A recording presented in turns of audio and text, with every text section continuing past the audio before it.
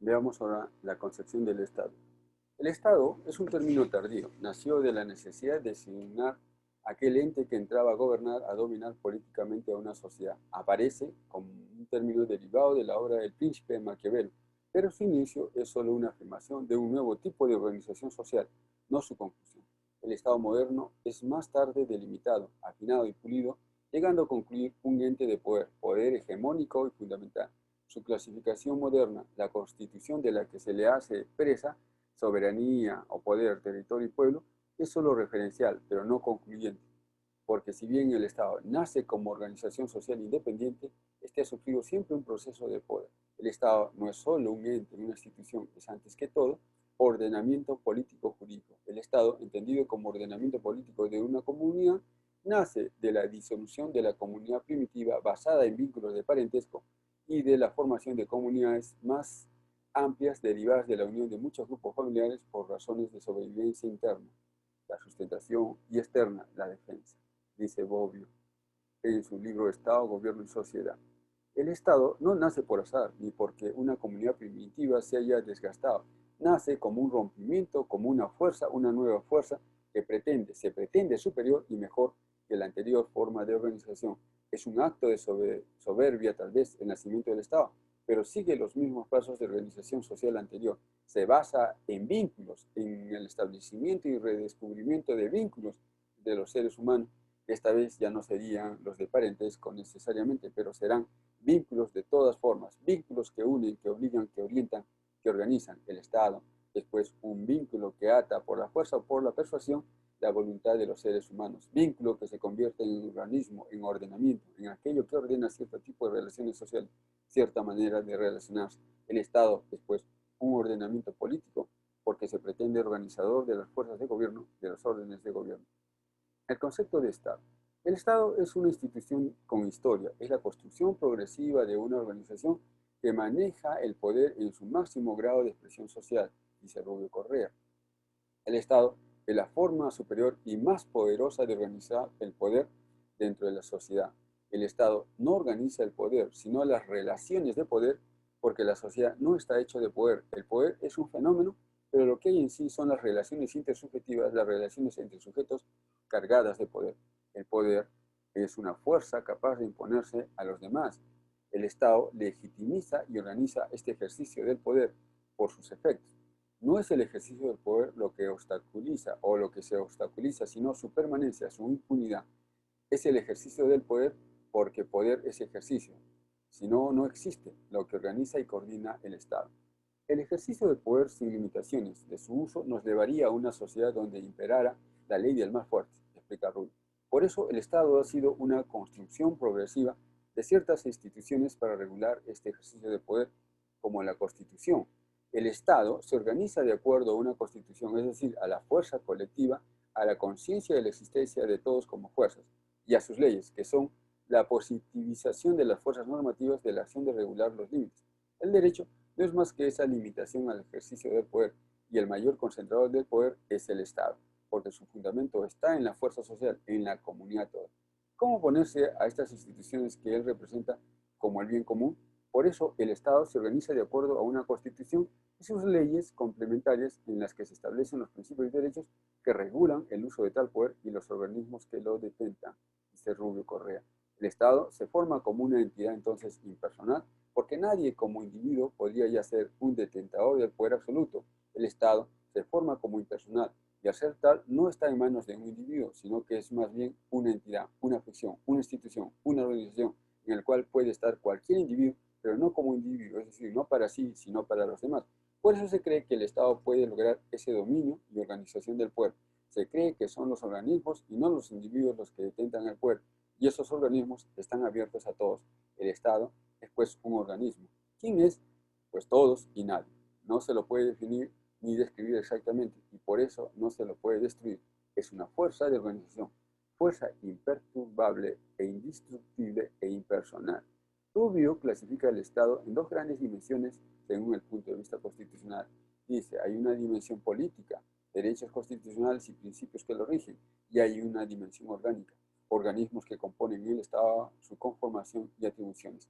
¿Parece? Esta división responde a su contenido intelectual y orgánico.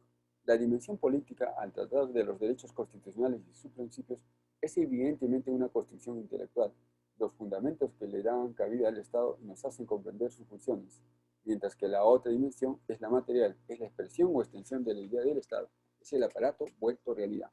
Estado y derecho. Es importante hacer una breve digresión sobre el Estado y el derecho para diferenciar una de la otra y lograr un coherente panorama de fenómenos jurídico-políticos de nuestra sociedad. Edgar Bodenheimer parte de una pregunta similar sobre la determinación de la superioridad de una u otra institución.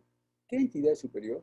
¿El Estado o el derecho? ¿O ambos constituyen dos aspectos distintos de la misma cosa? Teorías que hay que intentar dar respuesta a esas interrogantes. Veamos, la supremacía del Estado. En esta teoría, el Estado está por encima del derecho. El Estado es el ente superior y como tal, la relación del derecho frente al Estado es de subordinación. Según Bodenheimer, fue John Austin el autor principal de esta teoría, que describió el derecho como un mandato del soberano, y este soberano era el Estado.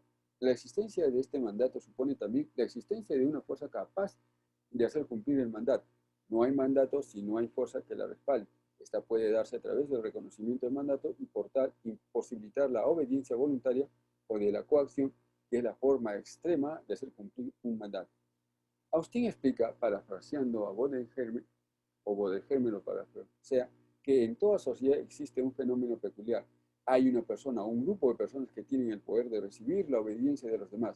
Cuando esta persona o grupo de personas no responde a otro ente superior, a otra persona o grupo de personas, se convierte en el soberano. Al ser obedecido y poder hacer lo que le plazca, se convierte en el creador único del derecho. Esta idea de soberano proviene, como vemos, de una concepción del poder absoluto. El soberano es quien tiene el poder absoluto para hacer y crear derecho.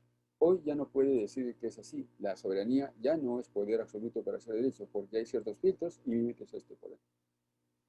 Sin embargo, la idea primaria del poder soberano es total. El soberano dictaba las leyes, hacía el derecho, pero este poder soberano, poder absoluto, como es de relación de subordinación con los demás, no lo obliga a él.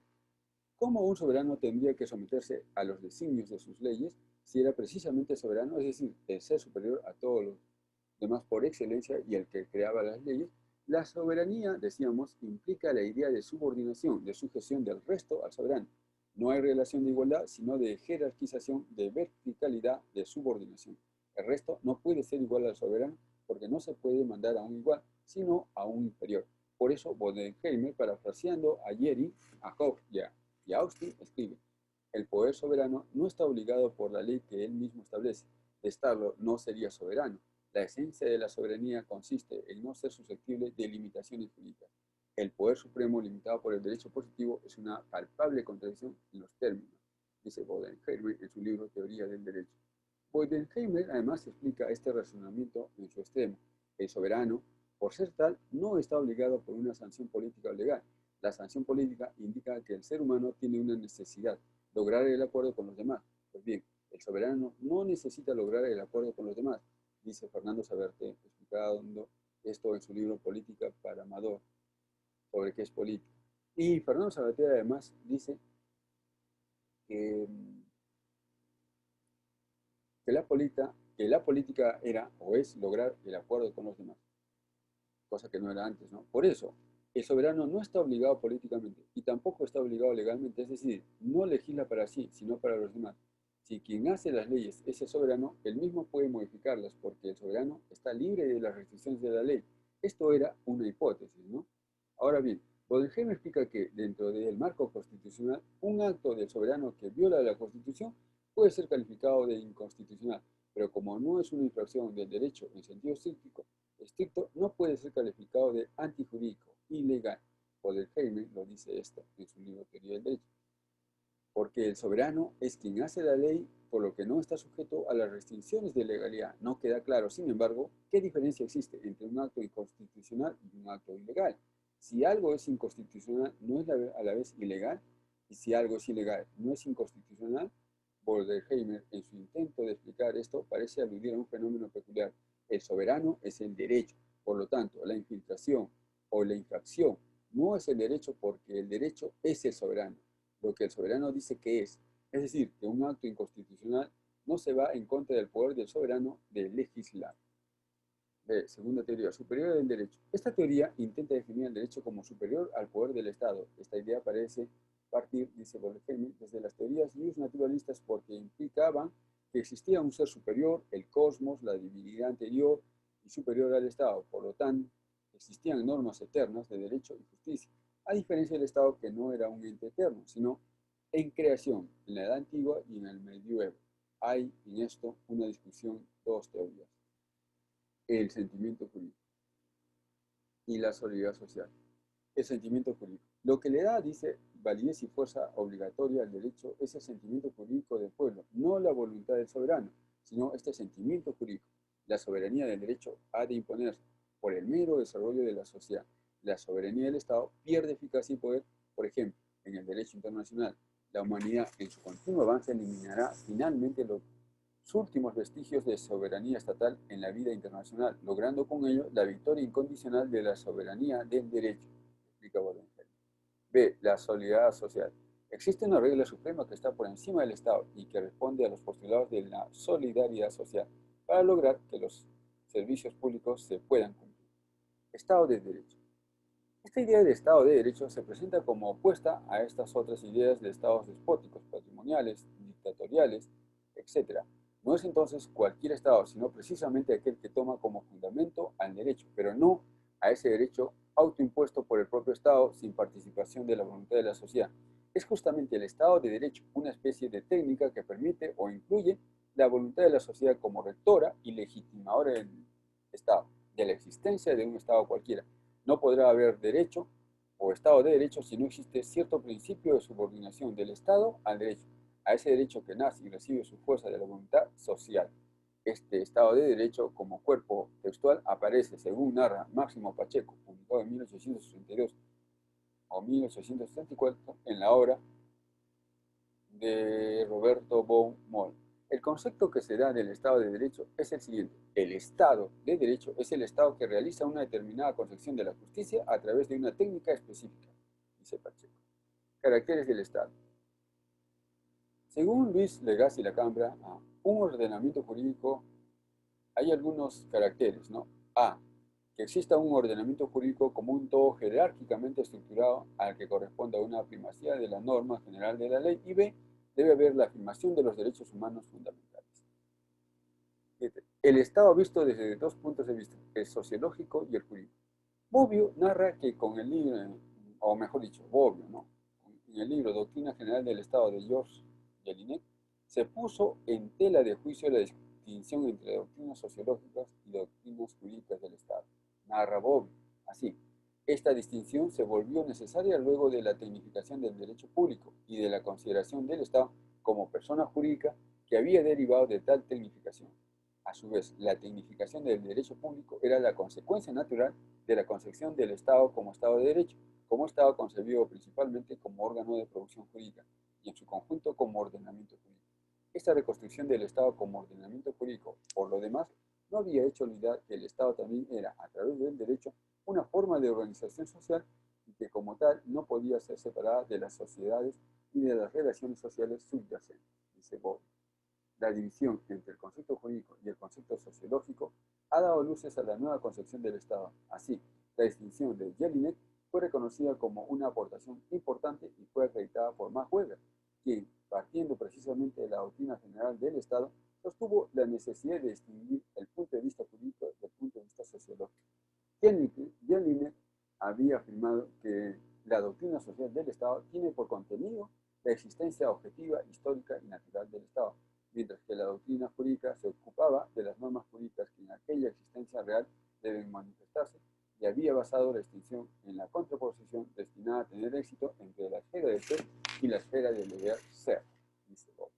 Bobbio explica que Weber distingue entre la validez ideal de los juristas y la validez empírica de las normas de las que se ocupan los sociólogos. Weber quería ocuparse del Estado como sociólogo, no como jurista. Además, un grupo se convierte en Estado cuando los grupos políticos, que a su vez se vuelven Estados en el sentido de Estado moderno, cuando están dotados de un aparato administrativo que logra con éxito apropiarse del monopolio de la fuerza en un determinado territorio, explica Bobbio. No obstante, esta definición de Estado es con Kelsen, que el Estado se resuelve en un ordenamiento jurídico. Elementos constitutivos del Estado. Todo Estado tiene elementos constitutivos como son un aparato administrativo que presta los servicios públicos, dos, un monopolio legítimo de la fuerza. Además, en la definición clásica del Estado, este ha sido identificado con tres elementos desde que los juristas se adueñan del problema del Estado, según explica Bobbio: pueblo, territorio y soberanía. Parafraseando a Mortari, dice Bobbio: el Estado es un ordenamiento jurídico para los fines generales que ejerce el poder soberano en un territorio determinado a la que están subordinados necesariamente los sujetos que pertenecen a él, dice Bobbio. En la reducción rigurosa que Kelsen hace del Estado a ordenamiento jurídico, el poder soberano se vuelve el poder de crear y aplicar el derecho, o sea, normas vinculantes, en un territorio y hacia un pueblo, poder que recibe su validez de la norma fundamental y de la capacidad de hacerse valer, recurriendo en última instancia a la fuerza, y en consecuencia por el hecho de ser no solamente legítimo, sino también eficaz, dice Bobbio. Con la terminología de Kelsen, el Estado en cuanto a ordenamiento colectivo es una técnica de organización social, en cuanto tal, es decir, en cuanto a técnica o conjunto de medios, para lograr un objetivo. Pueden ser empleados para los objetivos más diversos, dice Bobbio en su libro Estado, Gobierno y Sociedad. El territorio. El territorio se convierte en el límite de validez espacial del derecho del Estado, en el sentido de que las normas jurídicas emanadas del poder soberano únicamente valen dentro de determinados confines, nos afirma Bobbio también. El pueblo. El pueblo, dice Bobbio, se vuelve el límite de validez personal del derecho del Estado, con cuanto las mismas normas jurídicas solamente valen, salvo casos excepcionales, para determinados sujetos que de tal manera constituyen los ciudadanos del Estado. Lo sustancial, según anota Bobbio, es que estas definiciones prescinden del fin del Estado. Bobbio reseña a Montesquieu en su Espíritu de las Leyes y cita: aunque todos los estados en general tengan el mismo fin, que es el de conservarse, cada uno tiende a desear un objetivo particular. En consecuencia, presenta algunos ejemplos curiosos: el engrandecimiento para el fin de Roma, la guerra, el de los espartanos, la religión, el de las leyes hebreas, el comercio, de los marselleses, etc. Dice Bobbio, citando para presentar más. Existen entonces límites de validez espacial, territorio y personal, pueblo, y existe un poder capaz de tomar decisiones para organizar efectivamente a la sociedad. Y a los fines del Estado. Jelinek explicaba que existía la teoría durante la primera mitad del siglo XIX en que se consideraba que el conocimiento del Estado dependía de la comprensión exacta que se tuviera acerca de sus fines. Jelinek. Esto indicaba que los fines definían el Estado. ¿Cuáles eran esos fines? Cuando se lograra conocer el Estado, podría organizárselo y describir cómo utilizarlo para cumplir específicamente esos fines. Mientras tanto, nos perderíamos en divagaciones y el Estado no tendría fines sociales propios, sino que responderían a los fines de los individuos que lo ostentaban o condujeran. Por eso, menester era aclarar la definición de los fines del Estado. ¿Cuáles son en esencia estos fines? Es de nuevo la pregunta. Necesitamos conocerlos para lograr conocerlo, y necesitamos conocerlo para lograr organizarlo, y necesitamos organizarlo para que sea eficaz, es decir, para que responda a sus fines. Parece que la respuesta es hoy bastante clara, porque el fin del Estado es la sociedad, el bienestar de la sociedad, pero este bienestar debe ser logrado, promovido solo por el Estado. Bueno, ahora el fin supremo del Estado de la Nación es la persona. ¿No será que el Estado tiene ciertos límites en su finalidad de lograr servir las necesidades de la sociedad? ¿Hasta qué límites existe el Estado para ser un servidor? O más bien, ¿es este Estado quien se convierte en vez de un servidor en un servido, en un ente que usa de la sociedad para servirse de ella? Aquí el problema de los fines del Estado, que es ¿qué fin tiene el Estado? La teología cristiana, por su parte, necesitaba ya, en virtud del problema escatológico, tratar del problema del fin último, del Estado. Esas doctrinas teológicas tienen una significación permanente porque han sido las primeras en concebir los fenómenos de la historia, no como un orden resultante de la sucesión de los hechos humanos, sino como el desarrollo de una actividad que se propone alcanzar un objetivo, dice Jelinek. La historia tiene un fin, y el Estado es producto de la historia, es decir, de un fin determinado. ¿Cuál es este fin determinado por la historia? La historia no es una simple secuencia, sino un objetivo a alcanzar. No es un fenómeno a priori, sino a posteriori. No es retroactivo, sino irretroactivo. Para el futuro. No es recolección de datos del pasado, sino proyección de hechos en el futuro, o los datos del pasado. Es esta proyección, lo histórico y no lo pasado. Por eso la actividad teológica es una proposición de alcanzar un objetivo, en este caso, es alcanzar la divinidad, la vida eterna, la confirmación de Dios. El objetivo final es Dios. La historia es Dios para los teólogos, es decir, una mente. Dice, ahora, Jelinek dice que frecuentemente la teoría orgánica dice que el Estado es en realidad, sino otra expresión que niega igualmente los fines subjetivos del mismo, pero aún más enérgica que la doctrina orgánica es la concepción mecánica, materialista del mundo y de la historia en lo que toca a la negación absoluta de la finalidad del Estado. Dice, el fin del Estado. El fin del Estado es una teoría reciente que se propone como la difuminación de la capacidad del Estado para organizar la sociedad, siendo reemplazada por las empresas internacionales. Así el Estado, en perpetua crisis, no logra revalorar. Por crisis del Estado se entiende, de parte de los escritores conservadores, crisis del Estado democrático, que ya no logra hacer frente a las demandas que provienen de la sociedad civil provocadas por él mismo. De parte de los escritores socialistas o marxistas, crisis del Estado capitalista, que ya no logra dominar el poder de los grandes grupos de intereses en competencia entre sí. Crisis del Estado quiere decir de una parte y de la otra, crisis de un determinado tipo de Estado, no terminación del Estado, nos dice Bobbio en su libro Estado, Gobierno y Sociedad. Marcial Rubio Correa, por su parte, intentando explicar el Estado, lo ha clasificado en dos modelos o contenidos, en su contenido político y en su contenido orgánico. Pero este contenido orgánico y político lo explicaremos